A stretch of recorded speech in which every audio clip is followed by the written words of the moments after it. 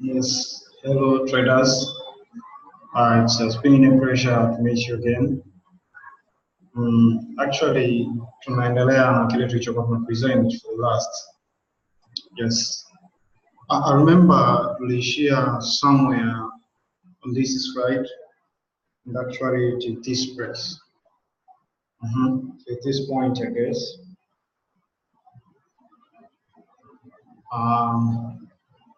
Yeah. Yes, from the last video that I uploaded, it was like an introduction to you, and I wanted you just to know how we actually make a profit from foreign exchange market. Actually, we did that, and I think you're all good now. But actually, I should add something on this by continuing with my slide. Actually, we say, let us remind ourselves. We say that in Forex, when you want to make a profit, you should have pairs and you trade them by selling at high and buying at low. But actually, you won't value any currency. You won't know the increasing of the value or decreasing of the value of a certain currency without comparing it to the other currency. As you can see, currencies are always in pair, of which once you buy one currency, you simultaneously sell the other. You can ask me possibly how really? Actually, in a pair, there are two kinds of currencies. One on the right side and the other on the right side. Example, in Euro-USD pair, Euro is on the left side and USD is on the right side. The one on the left side is named as a basic currency. Now we can go deeply on this. The basic currency explains that it stands for one, and the one on the right side is called the quoted currency, which is a relation between that one currency and the price of the other. Euro as a basic currency usually is a constant number. It's a number one. USD is a quoted currency, the exchange rate for the two currencies. So what I mean here, the basic currency in relation to the quoted currency is where we get the one ratio, the exchange rate of the two currencies. Then if we say that Euro-USD pair is equal to 1.2345, that means 1 euro is worth USD 1.2345. I guess we are together. Put into your mind that the basic currency is the basis for making a decision for whether to buy or sell. That is, if you buy Euro-USD pair, you actually buy the basic currency and sell the quoted currency, meaning you buy Euro and sell USD simultaneously. Now, relate this concept with the buying low and selling high. When you buy in Euro-USD, you simply mean that Euro is at the bottom, that is low, while USD is high, but expecting that Euro will increase in value, while USD will lose value. That's why we actually buying this pair. You know, let's take an example. The example that I used in a previous video. You as a trader, you are looking to earn profit. Okay, then you decide I should earn profit from the currencies. Now you decide to go somewhere, maybe to the bank. Let's call it Barclays Bank. You go there. Then after you go there, you decide to choose two pairs. I mean a single pair with the two currencies. Let's have a choice of Euro-USD again. You say, okay, how should I make a profit from these two currencies? Actually, you decide maybe to go and ask it first. On your hand, you have Euro currency. Let's use it as your domestic currency. Maybe you are variable in London, whatever. You're using it as a basic currency. Then you have in your hand, remember, in your hand you have euro currency. You go to the bank and ask, hey, how many euro I should give you to have a single US dollar? They might say to you, maybe if you give us €2, you'll get a single USD dollar. I mean, United States dollar. Then, oh, it's like, oh, now it's really like that. So you can ask the neighbor bank again, and how many USD to have a single euro? They might tell you, if you give us a single USD, you will get for euro. You say this is a deal. You have to be willing to give a single euro and obtain $2.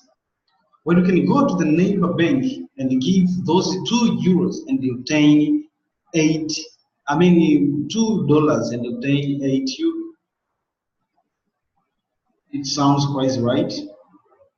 Yes, it's actually how we make a profit. You buy low. You buy low and you sell high. You bought UCD when it was once worth 2 to a single euro. That was low. But that USD became even higher because it can be obtained by getting €4. You see? You can go there and buy, and sell USD, then you obtain euro again. Which means that the USD have declined in value once again. Okay? Get my concept? Let me give you another example.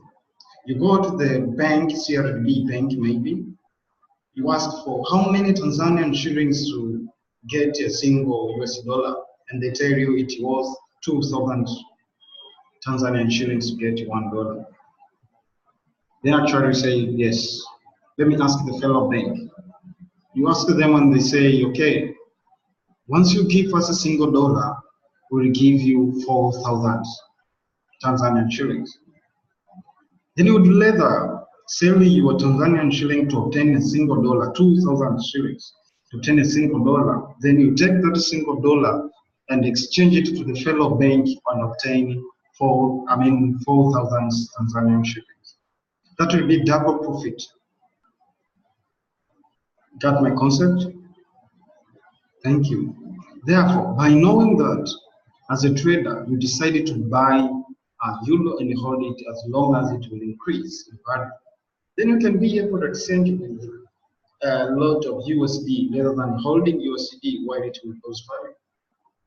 So you choose the pair, you choose the currency which you think it will increase later and not decrease in value. So if you decided to do so, you're going to be a trader, definitely a trader. So actually, in Forex market, we do hold the currency which we think it will rise in value, and we do sell the currency which we think it will decline in value. That's how we make profit, as I explained in the previous video. Let's now go to the terminologies important to know. There are terminologies used in Forex trading. We use long or bullish as a market traders. And the market traders do call it buy. But we pro traders, we call it bullish or long.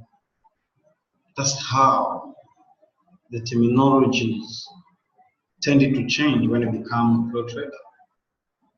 So don't use it as buy, use it as bullish or long. That is a buy position. And short or bearish, market traders do call it sell, but we pro traders we call it short or bearish. That means we are selling. We are selling down. We are going down.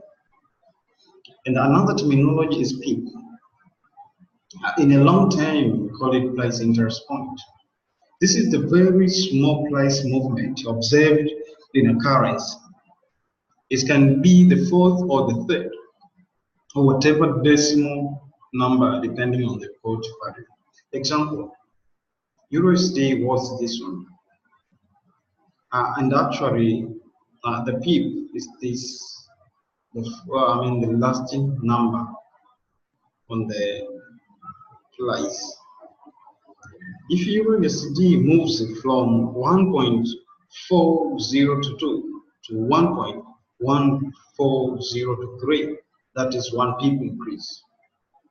And point to note, this helps you to measure profit and loss. In Forex, we do measure profit and loss using PIP. As PIP goes on your way, then you make profit. And if they go opposite your way, actually you are making losses, depending on the PIPs. Another terminology is buy the price. This is the price of which the market is prepared to buy a specific pair of currency, depending on trader's order. At this price, a trader can sell the basic currency. Buy the price is shown on the left side of the quotation. Here is buy the price. This is the price of which the market is prepared to buy a specific pair of currency depending on the trader's order. So if you as a trader, you decided to sell a certain currency, then the market is willing to purchase your currency at the given price when you make a decision to buy it, to sell it. So buy the price is shown on this one.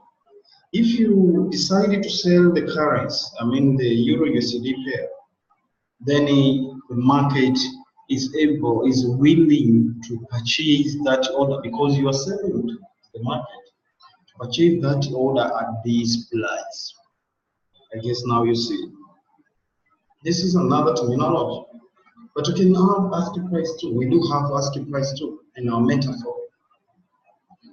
This is the price of which the market is prepared to sell a specific pair of currency depending on the trader's order. Then you as a trader, once you decided to buy a base currency, then the market is is preparing itself to sell you that currency at a given price, which is located on the right side of the quotation. Simple, really. Another terminology is lot size. Lot size is the value to determine the earnings or losses. And lot size is how much you are able to risk to get how much. Can you understand? Actually, lot size lot size determine what kind of amount you're going to earn and amount to lose on a trade, on a single trade order.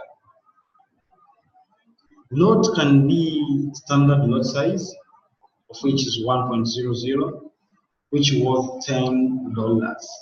A single pip worth $10. So if you decide to choose a standard lot, that means you are risking $10 in a pip. Got me? Actually, yes. You are risking $10 in a single pip. But if you decide to use a mini lot, you're using 0.1. That means you are risking only a single dollar per pip. So if the trade goes 10 pips opposite your way, then you are losing $10 in 10 pips. But if it goes your way, then you'll be earning $10 if it goes 10 pips and you decided to use mini lot size. I guess you're moving together. Micro lot size It is 0.01. This is risky managing lot for the traders who are named with the small capital. 0.01 lot means that you are risking 1 cent per pip. It seems like a good deal, right, for small traders. You're risking only 1 cent per pip. If it goes your way, then you are earning 1 cent per pip. And if it goes wrong, then you are losing 1 cent per pip. It sounds like a very good way of managing risk for small-sized account. Point to note, the higher the lot size, the higher the profit or loss. The lower the lot size, the lower the profit or loss. Caution. The higher the lot size, the higher the risk, as well as the lower the lot size, the lower the risk. So trade wisely. The market is your friend until the trend bends. Should be careful. Another terminology is spread. This is the difference between bid and ask price. This gap is set by a broker to make sure he gains something before you win or lose your trade. Actually, once you enter the market, before you do anything else, you can face something called a spread. Spread here, a broker is where gains something from your trading. They actually need to make a profit before you lose or before you make more. So spread is the game before you enter into profit or into losses. They minimize some losses. Thank you for listening. I guess this marks the end of our session today. We will continue on leverage on the next video. Thank you.